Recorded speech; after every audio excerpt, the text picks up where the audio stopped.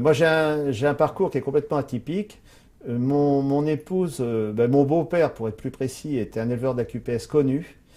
J'ai commencé par avoir des AQPS. D'ailleurs, j'étais à un moment au bureau des AQPS, où j'ai toujours des très grandes amitiés. Je vois encore Michel Deligo que j'ai rencontré aujourd'hui, et donc j'ai une très grande amitié au sein des AQPS. Et le nom de votre beau-père? Mon beau-père s'appelait Corbet, Joseph Corbet.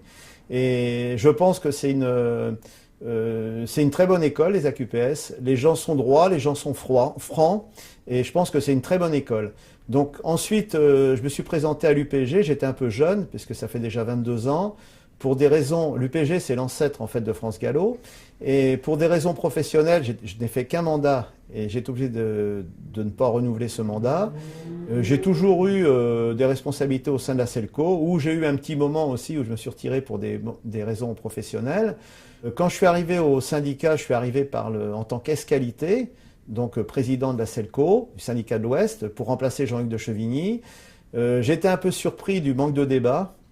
J'étais un peu surpris de la façon dont le comité et les bureaux se déroulaient. On avait souvent des dossiers qui étaient quasiment clos. On avait juste à signer en bas de la page. Et moi, ma présidence sera pas ça sera celle d'un président qui recherchera auprès de tous ses membres des nouvelles idées.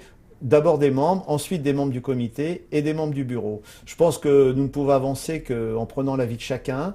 Et je suis même ouvert à toute proposition extérieure, soit de gens qui n'ont pas réussi à rentrer au comité, soit de gens qui n'ont même pas fait acte de candidature. Toutes les idées sont bonnes. Aujourd'hui, notre élevage est dans la difficulté. Les 4 années vont être décisives, et il est très important que tous ensemble, nous changions la façon de travailler pour sauver notre élevage. Il y a un juste milieu à trouver. Il y a eu des présidences où les présidents étaient peu présents. Il y a eu une dernière présidence où Bernard Ferrand était omniprésent. Je pense qu'il faut trouver le juste milieu. On a payé un peu, à mon avis, on a payé un petit peu l'omniprésence de Bernard Ferrand.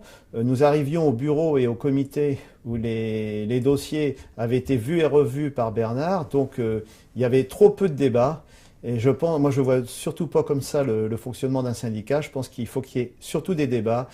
Il y a beaucoup d'idées. Les gens au niveau du syndicat ont des avis complètement divergents. Je vois sur les primes à éleveurs, vous avez pu vous apercevoir pendant les élections. Donc le débat, c'est vraiment par là qu'il faut commencer.